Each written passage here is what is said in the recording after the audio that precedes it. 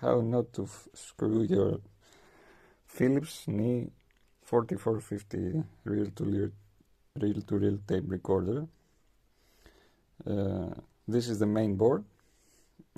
As you can see, all the traces are solder plated.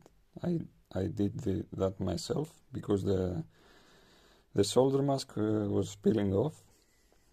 I cleaned it up with some acetone, and then I applied some solder, and this beautiful thing happened. But